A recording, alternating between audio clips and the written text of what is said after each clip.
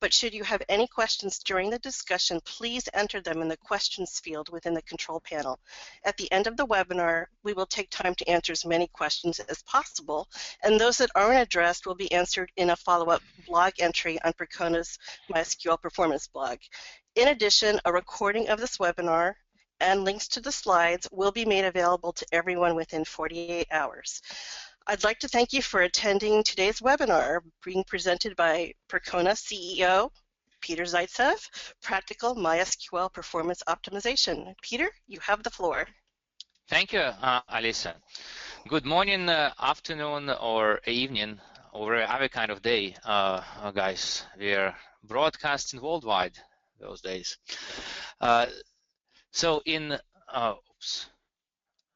this presentation, we are going to cover a few things. We look at the approach for performance optimization, and this is kind of what I would call a performance optimization theory. A lot of that actually applies not just to MySQL, but to whatever other database technology you would be running.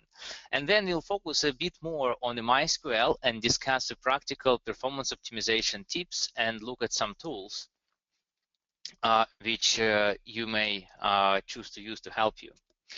But let's start me first and first. Even though this presentation is called Practical MySQL Performance Optimization, I believe that the MySQL performance really does not matter. It doesn't really matter for your business, for your boss, for your customers. What really matters for them is the application performance, wherever application you're running. We almost never really work with MySQL directly, but we have an application which is using their MySQL or other database technology, right? And it is the application performance issues what we suffer from. Now, what is even more important, what the application performance always matters. And interesting enough, I sometimes get people asking me or confronting me on this, saying, oh, but I have some non-performance critical application. For example, my payroll report, right? I don't really care how long it takes. And then I would ask him, well, would it be fine if it takes you 3 months to run a report? Well, no, 3 months wouldn't work, right? So, in a lot of people think what's performance critical, that means something has to be sub-second or sub-millisecond, but that's not really the case, right? The performance critical, if you look at that from a top-level standpoint, everything is really performance critical. It is just in some cases, a certain part of our application are performing so fast. What we don't really think about them at being performance critical yet. Even though with the scale of application changes, anything can become performance critical, and often than not does. Now, the takeaway from this short introduction for me would be a couple of things.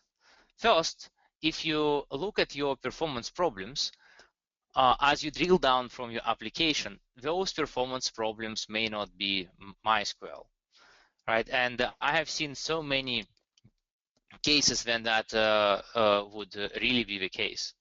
Often enough, I would come to someone and they say, hey, can you help us with MySQL because my website is slow, right? Or my app is slow. And I would ask him and say, well, why do you think it's a MySQL problem? And they would tell me, well, because that's always MySQL problem. It has been last couple of times. And in many cases, that is indeed the case. In others, it may be something else which is a problem this time. Especially in the modern world, we often build applications which integrate with some external APIs. I have seen cases like Facebook API is being slow, right, or Google ones, and which is causing performance problems for indication, or something is going wrong with a network connectivity in Amazon cloud.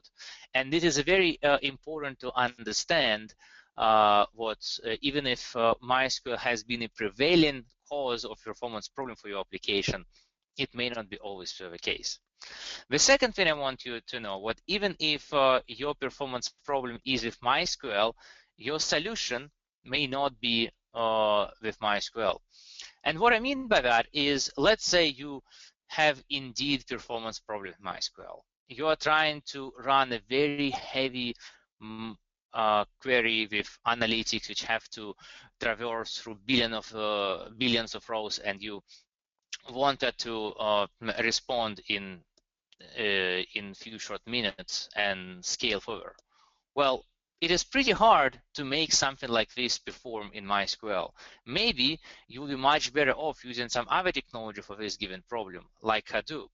And through last few years, there have been many good good technologies which can be used alongside of MySQL or instead of MySQL for some applications which can offer much better performance. And I'm listing some of the things you should probably be aware about on this page. Now let's talk about the next important thing. What do we really mean by saying the performance of application? What we mean by performance is actually response time. The response time of our request, right, to their to application, and that is what your individual users care about, right? If you have some user interacting with your application, he doesn't really care about the CPU usage or any other stuff. He cares about a very simple thing: how system responds and how a system responds to him, right? Users are naturally very egoistic. When we look at the systems from our standpoint, we have to often look at some other aspects as well. We often have to look, for example, at the stability. And what I mean by that in this context is that we want our response time to be stable, right? We want system to respond well to all the users at every time of day for all kinds of requests, right? So it's not just it responds well sometimes and doesn't some other times, and then the average is more or less okay. We also want our systems to scale, because what we know about successful systems, well, they typically grow and get more users, more data, and we want our application, our architecture, our database infrastructure to be able to scale. Otherwise, sooner or later, the response times for users will go down and they will be unhappy. And often we also want that to be effective. Wherever you are counting money or trying to save trees, that having a system which uses less resources to achieve the same performance is always important. Now, when we talk about scalability, what do we really mean here? And I would think about that as a 3 dimensions with a scalability, which may happen at once, which often happen all at once. One is your load. And what I mean by that is, as application becomes more successful, typically you get to have more load, right? More page views and so on and so forth. The other dimension is a data size, which may or may not grow together with a load. And sometimes data size becomes goes faster than the load on the application. So, for example, if you look at those applications such as social networks, then the more users they gain, the amount of data grows disproportionately, because users typically become more engaged and they put out more content, they load more pictures and so on and so forth. The other thing, the dimension of scalability, or use of this word, is the infrastructure. We often talk about how MySQL or application in general can scale with the infrastructure, right? Can it take advantage of more powerful hardware, or using multiple nodes as we need to tackle the larger load or data size? And that is a very important prospect of scalability. Now, what is interesting in the real world, it would be great if you could only focus on the performance and forget about everything else. But in reality, the performance of application often conflicts with some other the priorities, which I would call sandbags in terms of performance, because they actually make things slower or make us to achieve performance harder. For example, security, right? Taking care of security always comes at the cost of performance. Encrypting data is an extra CPU cycles and so on and so forth. Manageability is also the case, right? Typically, the most hardcore optimizations make systems hard to understand and to manage, so that goes in conflicts, right? And so on and so forth. Finally, what I wanted to talk about optimization is what really you can always optimize a system more, right? There is optimization is never ending story. I haven't seen every system which would say, oh, well, this is it. There is absolutely nothing which can be improved here.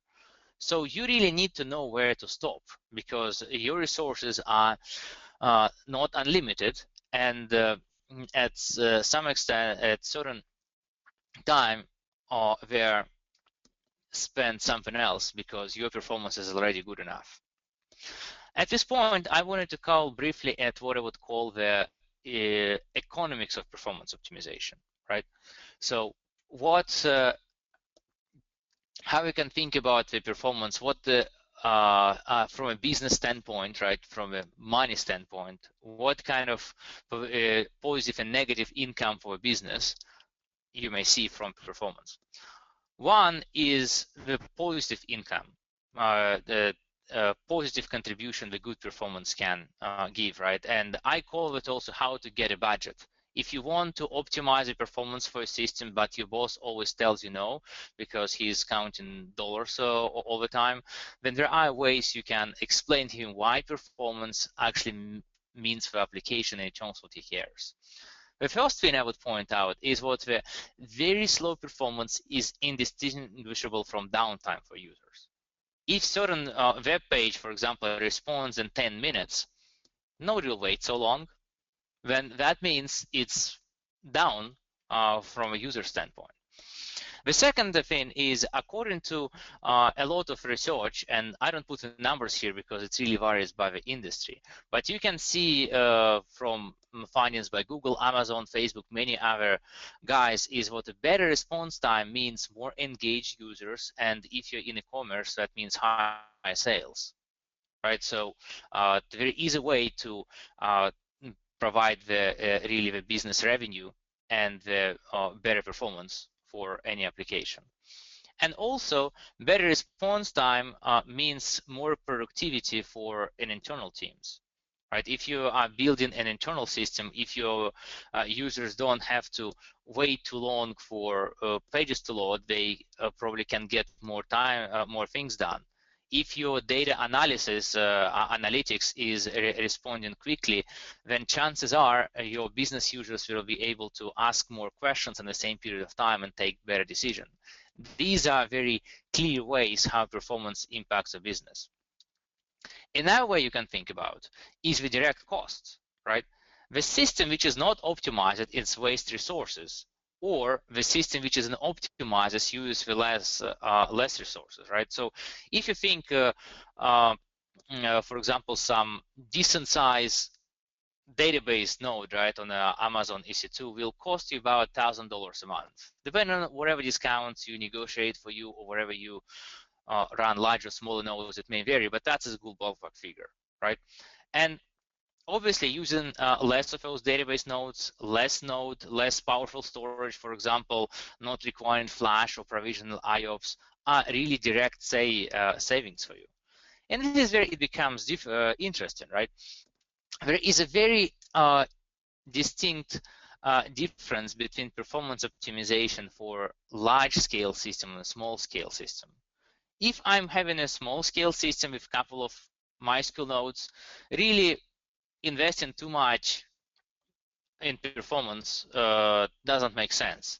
if we are within 30%, for example, of optimal, it's already good enough, because assuming your response time for your users is already good enough, saving 30% of resources may not really allow you to save any money, because you still would may need the same amount of database nodes with the same amount of storage and same size. However, if you're looking at a larger scale system, then you are looking for some very real cost savings. For example, if you're running 100 database nodes on the Amazon, right, then shaving off 30% of that may save you $360,000 a year. And what is the takeaway here is, what the larger system you have, the more you typically want to spend on the performance optimization. And this is why, if you look at the those large scale systems, Netflix, Facebook, Twitter, right, wherever, they often have a very large performance teams which really do very advanced optimizations, including sometimes writing the kernel code and using custom firmware and so on and so forth. Because for them, even a percent, so even a fraction of percents, may mean millions of dollars of infrastructure cost savings. Now, it's not all rosy. Really, performance optimization has some negative business impact as well. In a lot of cases, I see customers complain what they cannot really get any resources on a performance optimization unless that becomes something catastrophically bad performance, because the management would like them to be working on new features instead, right? Because new features are a lot more tangible, and if you don't have a dedicated performance team, and it's often with the same people who either working on performance optimization or new features. And also optimized architecture from performance standpoint can be often more complicated and slow down pace, reduce agility. For example, sharding is a very common issue, right? If you implement sharding too quickly, then chances are you will have a lot of development and a system which is a lot more complicated from both development and management standpoint. So what you can do in this case is one is you really want to focus on the right thing first, and focus on performance optimizations which does not impact your speed and agility first, and only go to things which slow your development team or complicate your operations second. Second thing is, and this is kind of a small sales pitch here, is what you can consider working with an external team. That means your developers could focus to continue focusing on the new features, and somebody else can help them with doing at least some of the optimization, such as the optimizing queries, indexing, schema, and so on and so forth. And that is something we are very skilled at doing here at Percona. Now, let's move on and focus on the MySQL in more details. What does really MySQL do, right? Which is very important to understand from optimizing its performance. And the MySQL, as pretty much any other database, is very simple. It responds to certain kind of queries, selects, insert, updates, and really all the performance from the application's standpoint can be focused on a very simple thing: how quickly MySQL responds to the queries application throws at it. Pretty much nothing else, right? Now, in terms of a performance optimization, what does that mean we can focus on with MySQL? Well, one is we want to often making queries run faster, right? Another way is we often focused on using less resources, such as disk space, memory, and so on and so forth. If you can do that while maintaining query execution speed, that goes straight to the bottom line, because memory, disk, and so on and so forth cost money. And then we also want to find solutions which scale better, because, well, obviously we're all hoping our applications will be growing. In terms of an application approach, we generally look at a couple of ways to optimize MySQL. One is what I would call transactional optimization. In this case, we are looking at specific application transaction. For example, saying, hey, the full text search feature I have is very slow. And find out what's wrong with it, what query it is running, and then optimize them, re-architect them, do something else, right? The other approach is to say, hey, we want to really look at the general optimization. We want to look at the application in general to see what kind of queries application throws at the application, prioritize them, and optimize them. But really, before we jump into the optimizing the given query, you need to answer the question whether those queries are really the right one, right? And ask questions: can we get rid of them, or maybe we can change those queries some way to do less work. Now, in terms of getting rid of the queries, that is a very very feasible in many cases. In fact, when I look at the application, I often would ask people to enable the full query log at MySQL, and then we would go and hit a couple of page views in the test system, and then I would go ahead and look with developers at the queries one by one and ask what exactly this query is for. And in almost every case, we'll find significant amount of the queries which are not really needed. They may be coming from the old application version. Maybe they are just queries which are run when some object initialized and it's only needed for certain functions being called, but which are not called with page view. Or maybe we are running one query several times instead of just caching the data in application. But often than not, there are queries in the application which don't need to be run, and which is a very easy cleanup which can be done. And in terms of doing less work, we can look at the optimizations, like instead of maybe doing the massive million row aggregation all the time, we can build the summary table. So that query will just have to get the one row from a table instead. Now, things to consider when you're looking at the performance optimization for queries. One is you don't want to look at the average use case, right? But you also don't want to look at the complete outliers either. I like looking at 95 percentile or 99 percentile, one of the worst case scenario, but not quite. And that typically allows us to focus on the right queries which should be fixed, or right query instance which should be fixed to really provide the best benefit for users. You also want to look at the trends over time. Consider daily, weekly, monthly cycles. In a lot of cases, I've seen performance is not bad at all the time, but it's just bad sometimes. Maybe that is a backup which you run at 3 o'clock at night, which really makes your system to crawl. Or maybe this is something like monthly or weekly bad jobs, which is purging the data, which really kills performance. You want to really take a look at that and ensure there are no cases in your application then the performance is really bad. You also want to be thinking about the future performance. Well, this query may be running fast right now, but take a look at it and explain. Is this explain looks like the query is going to continue run well in the future? Or if your data size is going to grow in the 3 months, it will be a lot slower. You really want to be looking at that. So some other tips in terms of query optimizations. One is do less queries. If you can get the same job done, doing that over a small amount of queries is much better, because there is latency and as well as the overhead, such as parsing in MySQL queries for a second. To give you an example of what a bad idea would be is when you're drawing the table to run a separate query for every line in the table, or I have seen even cases when there is a separate query for every cell. Very bad idea. read and modify less data.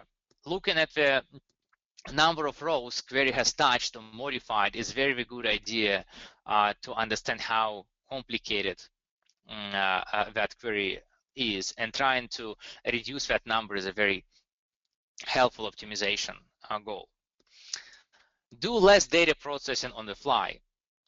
Obviously, another idea, right? If you can pre-build certain summaries, so your most performance critical queries do not have to do those aggregates, is a very powerful performance optimization.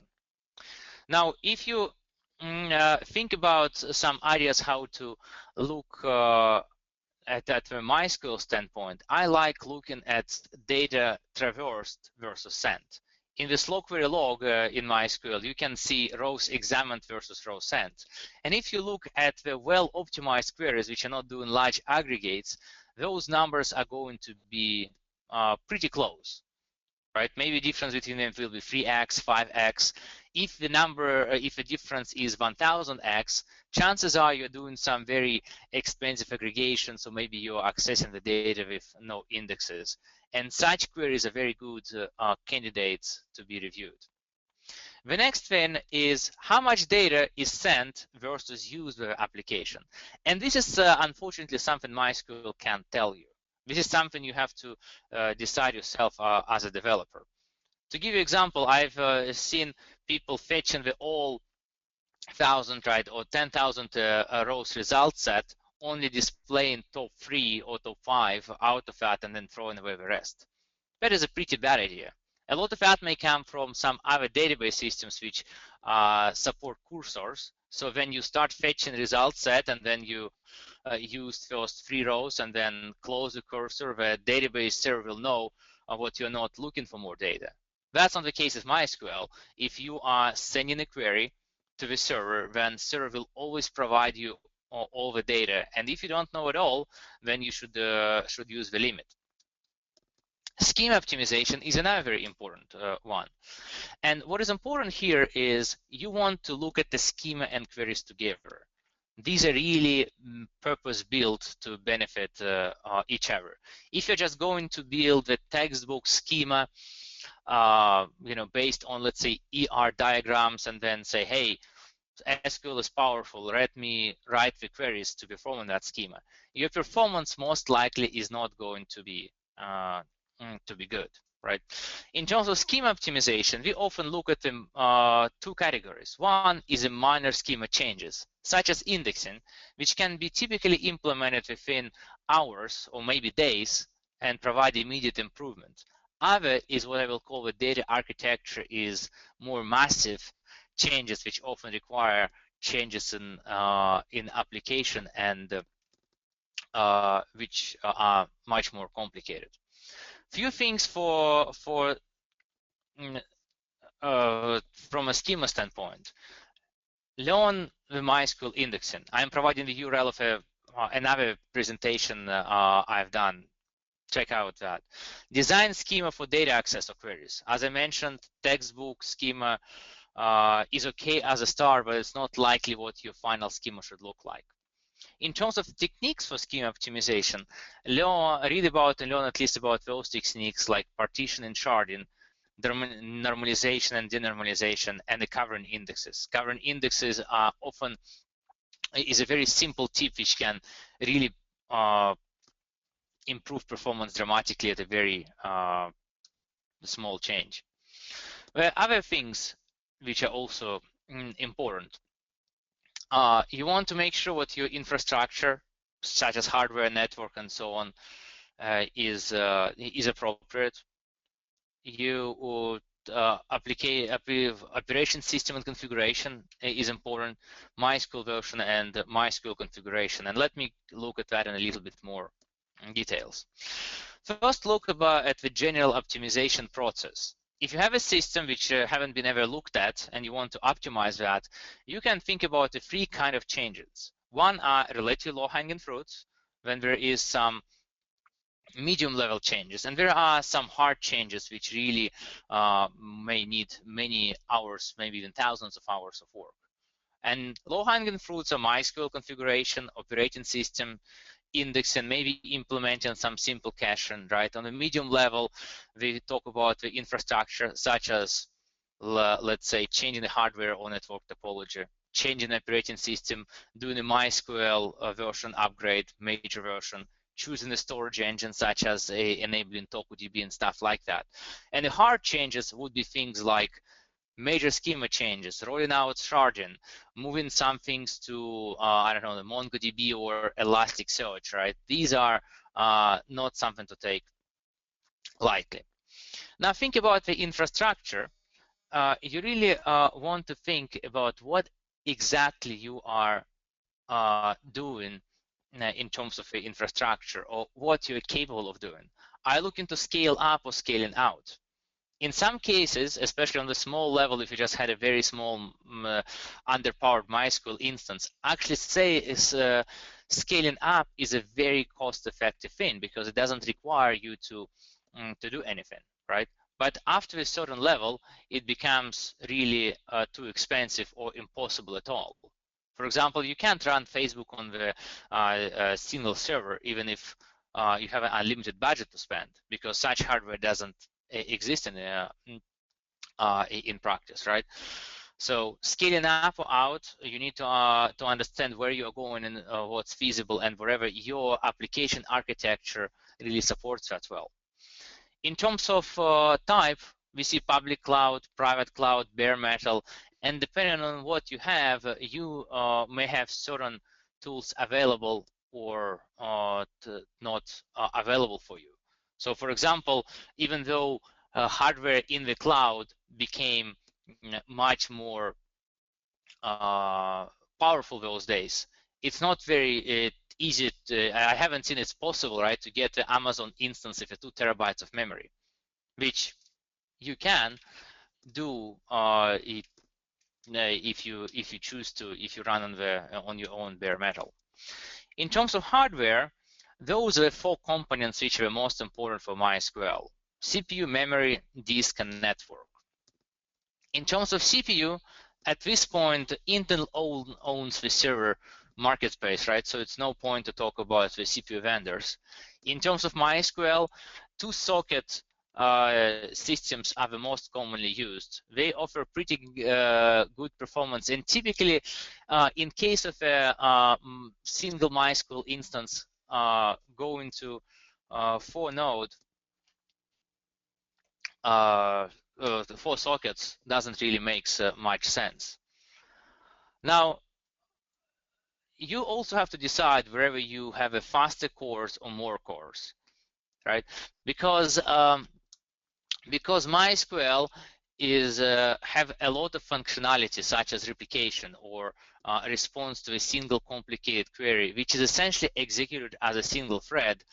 For many workloads, you will benefit from having the going for faster cores than having a lots and lots of slow cores for your application performance. Even though modern CPUs have a turbo boost, and you may not, if you are not using all the cores, it will run on a faster frequency. The CPUs which ship with less cores, they typically have a higher turbo boost operating frequency as well. Memory is also very important, but it's kind of more tricky, right? The main purpose of a memory is cache, right? So you should be thinking about database size versus memory. And if your database size is small, for example, 50 gigabytes, then allocating for a server much more memory than database size doesn't make much sense. For example, if you have a 50 gigabyte database size, chances are server with 64 gigabytes or with 256 will have the same performance. Another thing what we think about the memory is looking at considering investing in a memory or storage, right? Because depending on the ratio of your working set to the storage, you will see the different investments make sense. If you look at this graph, where we looked at the different storage kinds for different memory fit, you may see when a buffer pool is small, right? So the database doesn't fit in memory, then gain from the fast storage, such as a Fusion IO, is very large.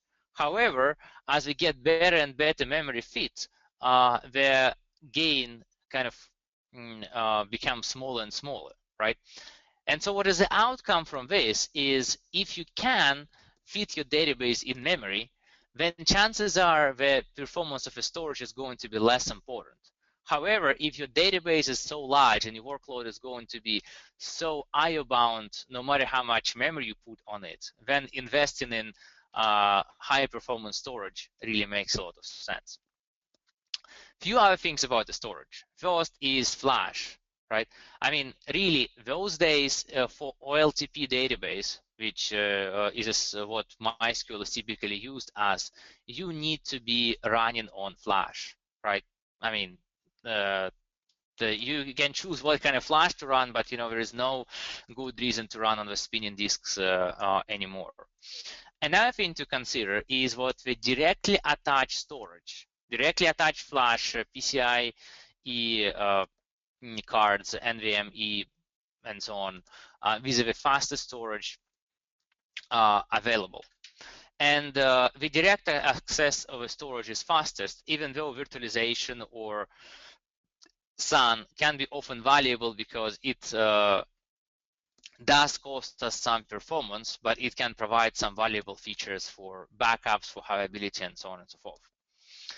Another thing to think about is how do we achieve the storage redundancy, right? Or redundancy overall. I would point out what thinking about storage redundancy, you should be thinking about the availability for a whole system as well. In many cases, you will probably have to design availability of a server level anyway, like a MySQL replication or Percona XRB cluster. And in this case, you don't want to be paranoid about your storage level redundancy. Having a RAID 6 on the nodes, right, and then also 5 nodes in the cluster, often the overkill, right? Now, in terms of your redundancy on the local level, consider a few things. There is redundancy which can be available in various level on RAID. There are file system level redundancy, which can be both local file system like ZFS has its own redundancy mechanism, or distributed like Gluster, for example. If you're running Flash, then consider what the Flash itself has something which is very similar to RAID, called RAIN, redundant array of inexpensive NAND chips.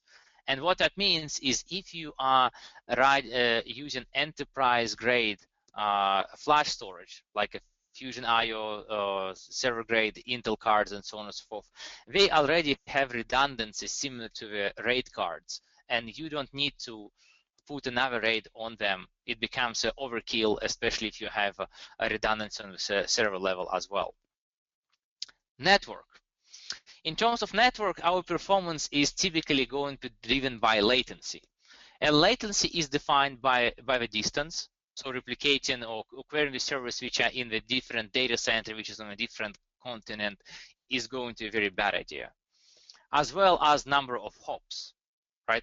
And what I mean by that is if you have your web server or application server talking to a database server going through a single switch, that is good.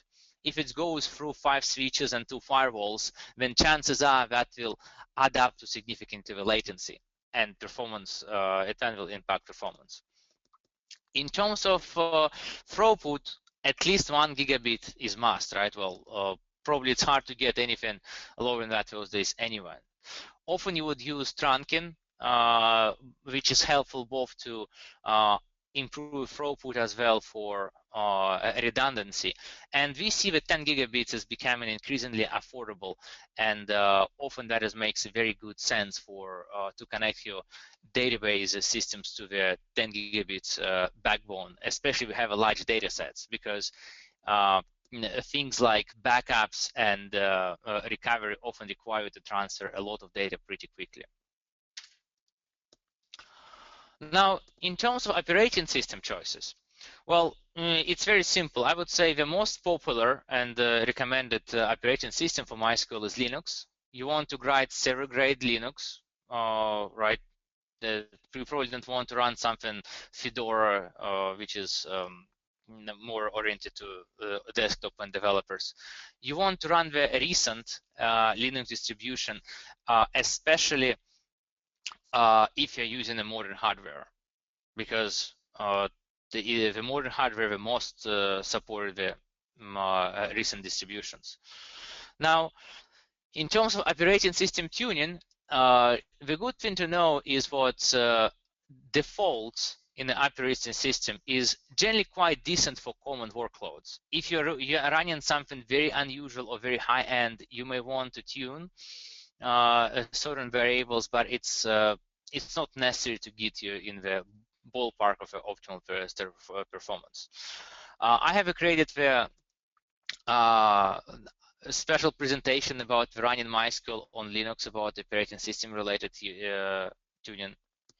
Check that out. MySQL version. In terms of MySQL versions, you should know the new versions typically improve performance, and they especially improve scalability, right? With many threads, highly concurrent workload. So you want to be running recent versions. You also want to expect some regressions. If you are moving from, let's say, MySQL 5.5 to MySQL 5.6, chances are what some queries will run a little bit slower, right? While others will run a lot faster, and you will just have to work through that. So expect it, test for that, and that will be helpful with the upgrade. MySQL configuration. Unlike for operating system, I would tell what running MySQL with defaults is a very bad idea, right? It's not really designed the same way as Linux, which sort of self-tunes for the hardware size and workload in some cases. MySQL, in most cases, would allocate relatively limited resources and stick to that. So you want to set MySQL tunings, and again, I'm providing the link for much more elaborate presentation on this. But if you want a quick cheat sheet, I put together one slide of the most important settings which I believe you want to set, right? So I don't have a space here to describe every one of them in details, but if you will Google those, you will find on MySQL performance blog or other resources with good descriptions of how to tune those. Now let me talk a little bit about the tools and the process. How do we achieve and maintain the good performance for our application? And in this case, there are really two parts, and both parts are always important. One is the developer's part. You want developers to not to throw bad queries at the production, because that will cause bad performance, downtime, unhappy users, and so on and so forth, right? So your goal, designer process, should be to review the features, review the queries, and make sure what bad queries never reach production. But at the same time, you should plan for it always will. I mean, even some of the most sophisticated organizations end up having bad queries reaching production sometimes. Or some queries which have been good in production, they become bad because of the data size, because of cardinality changes, because of MySQL optimizer getting crazy, and all other kind of things. So you want to make sure in your operations you have a process to catch bad queries quickly and deal with them. Now, what is interesting in this case is looking at the queries and their response time and how that response time changes over time is a very good sort of a choke point where you can focus your attention. Because wherever things which matter change, like a hardware, maybe configuration impacts your performance, MySQL version changes, growth of data, and so on and so forth. If it matters, it will be seen as impacting performance of one or other queries. Now, what kind of tools you can use to look at the queries? There are actually a number of tools available to do that. We have a Percona toolkit, which is an open source tool you can use. PT Query Digest have a lot of features to look at your queries. MySQL Enterprise Monitor, Mondiog, Vivid Cortex, Percona Cloud tools. These are all great tools which can help you to look at the queries. And I will show you some examples to describe how to look at the queries. These are from Percona Cloud tools, just because I have them handy, but other tools are substantially similar. So first is what we see here right now is the query profile from MySQL Performance blog, which shows what kind of queries it has been handling and which other queries causing the top impact, right? So they have had the highest combined response time. And from that, we can see what kind of queries you want to focus on if you want to shave off the load on the server. So for example, the query number 1 is responsible for approximately 20% of the load. And if I would be able to optimize that to essentially nothing, I would be able to shave about 20% of the load from the server. Wherever query number 10 is responsible for about 1%, right? And so focusing on that query optimization, unless it has some bad response time in the instances, is not very handy. Another thing I like to look at is what we call server summary, which aggregates all the queries and it gets a combination metrics for all of those. What is helpful to take a look here? Well, one is we can take a look at the overall query time, response time. And we can see in this case, 95 percentile response time is less than 1 millisecond, which means that the server in general is doing pretty well. There may be some queries which are slow, but it's not too bad. Another thing that you can take a look here is looking at the rows sent versus rows examined. And you can see what in this case the difference between those two numbers, wherever you look at the average or 95 percentile, is quite small. So we can see what the most in aggregate server queries on this server are well optimized. Maybe there are some queries which haven't been optimized, but aggregated pretty well. And then you can make few of the similar judgments from looking at this data overall, which allows you to very quickly understand how much opportunity there is to optimize the server. Then we can essentially look at the very similar things for the query, right? So in this case, we can see what that query is doing, and it's the scans in average 19 rows and send 33 rows. Now you may wonder, how can it be possible what it sends more rows than it examines? And the reason in this case is a query cache.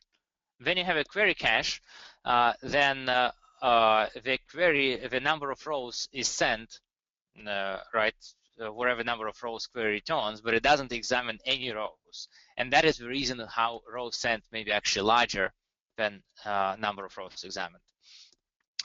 Another thing what you want to have is a tool which allows you to plot response time or total execution time of individual query types. Right.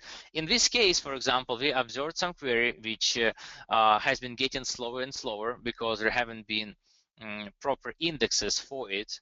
And then as it was caught and proper index was built, the query response time dropped by 100 times or more.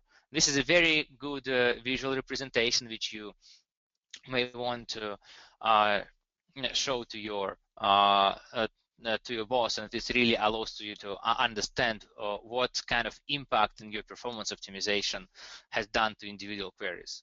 It's not always such rosy. Sometimes you may have added the indexes or dropped the index, and query performance may actually reduce and became much worse than it has been. So to sum it up, it's application performance what always matters. You want to use the right tools for right job, and it's not always MySQL. When you focus on the MySQL performance optimizations, we really want to see what queries the MySQL is running and how much time they're really taking, which of them are good and which of them are not good enough for your application needs. You often want to reduce number of queries which a server is running. You want to reduce the data they return, especially if the application doesn't need that. And you want to focus on them doing the less work when possible. And if they do have to do that work, see how that can be done more efficiently. So for example, fetching the row from memory and fetching the row from disk is doing the same amount of work from database standpoint, but accessing the data in memory is much more efficient.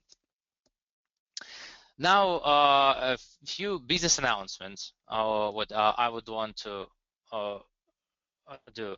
Now, there is a special deal what we are offering to get a MySQL in shape. You can get the performance audit from Performance, which will include the 3 months technical support trial. So that allows you to get both of the get grade from both of the worlds to get a performance audit and try out Percona support. And then also we have the Percona Live Europe taking place in Amsterdam in September. If you are planning to attend the very best ticket prices and on this weekend, so consider making a purchase now. So finally, if you have any needs in support, managed services, consulting, or if you're looking for some optimized versions of MySQL software, check out Percona and we would be happy to help you. Lisa, that's all for me. I'm ready for questions. Okay, great. Well, there are quite a few. Audience, go ahead and type them in. We will take as many as we have time left, and those that aren't answered will be answered on a follow-up blog post on Percona's performance blog. Okay, so the first question is, we have a MyISAM table which is being inserted all the time. Every month the table is about 25 gigabytes in size. In order to improve performance, we archive the table and create empty tables every month. Will table partitions help with this situation? Yes, yeah. Well, I would say a couple of things. Well, first of all is there are getting less and less reasons to use MySQL those days. This is kind of a storage engine which is really practically deprecated. It's not getting a lot of attention. So I would really recommend someone to consider moving from something else. If you're looking for high performance writes and smaller space size, then in a DB storage engine, then consider TokuDB, which often would give you the higher write performance and smaller table sizes than MySQL.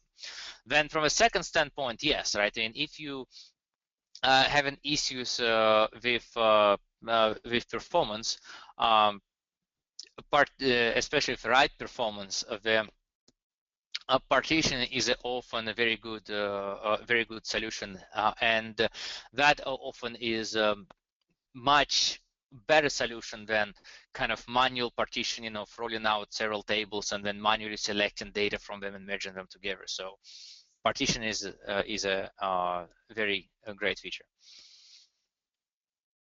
Okay, the next question is, can you address when clustering indexes are beneficial when using the TokuDB storage engine?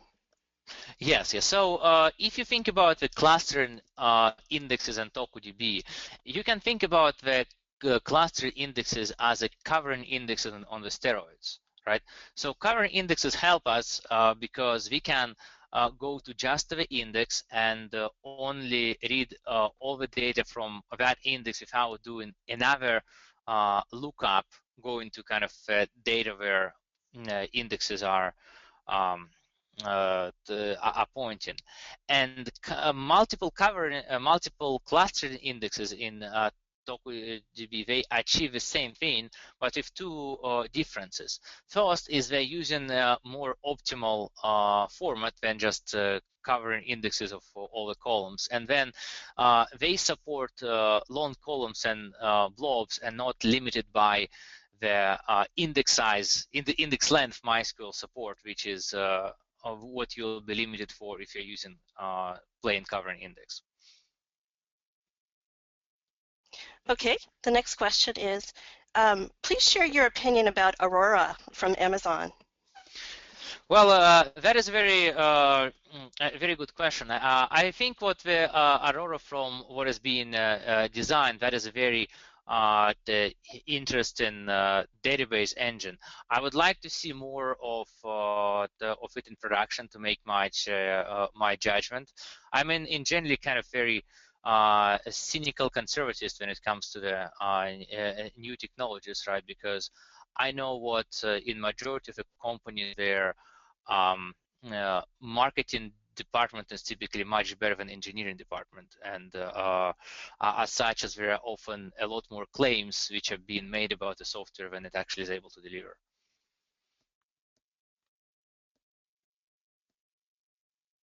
That's funny, Peter. I'm in marketing, as you know. Okay, so next question. How would you advise mixing up storage engines, especially TokoDB and InnoDB?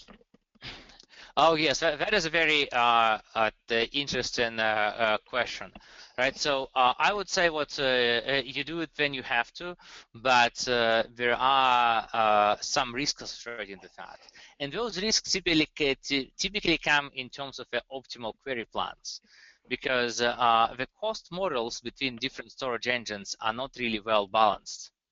Right, and that means is what the optimizer may not be choosing as optimal plans when you mix storage, different storage engines together, as if all storage engine, all tables involved in the queries are of the same kind. This is nothing which cannot be fixed, right? I mean, there are hints which you can use, right? And sometimes it's not even the problem, but be mindful of this risk.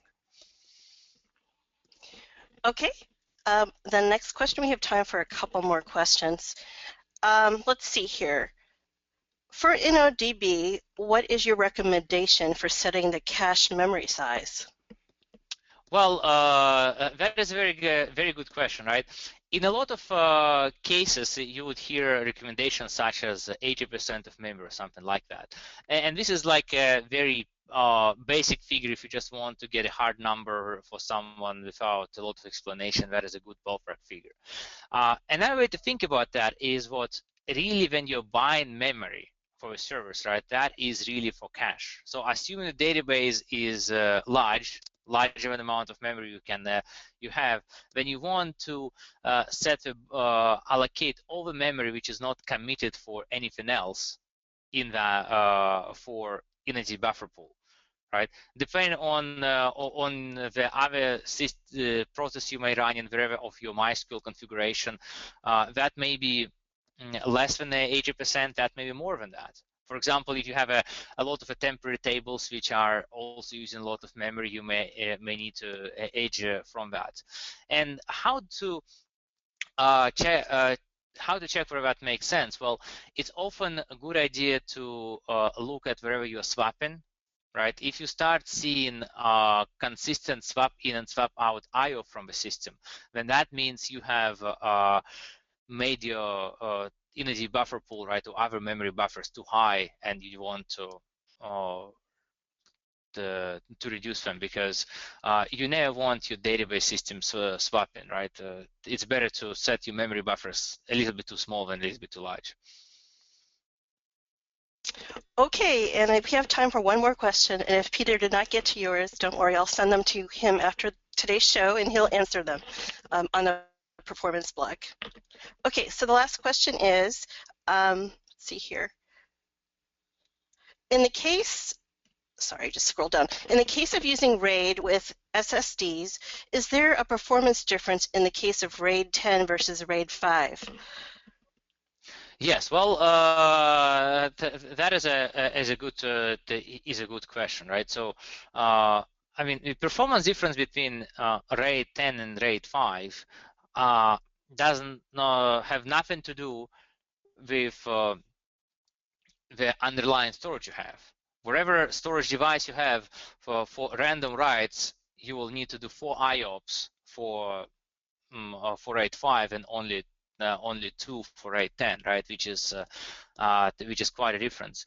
Now, having said that, in a lot of cases, the flash performance may be so fast, what it may be provided you more bandwidth and more IOPS than a MySQL can use, right? And because of that, that means what the RAID 5 may overhead may actually be not that large. On the opposite side of this coin, what we have seen, especially with some all the hardware RAID configuration, is some of these RAID controllers are not really able to handle the bandwidth which RAID provides. We just don't have that controller and kind of CPU on the RAID card is powerful enough to do that. And that may slow down it dramatically if you're using computationally expensive RAID levels such as RAID 5 and especially RAID 6. So it can go both ways here. Okay, well, we are a little bit over the top of the hour. Peter, thank you so much for a great webinar today. And audience, I hope that you enjoyed today's show. We hope to see you on a future webinar. Our next one is July 15th, and it's about backup and recovery. And we hope to see you on that. With that said, everyone have a wonderful day and weekend. And again, Peter, thank you so much for a great job. Thank you.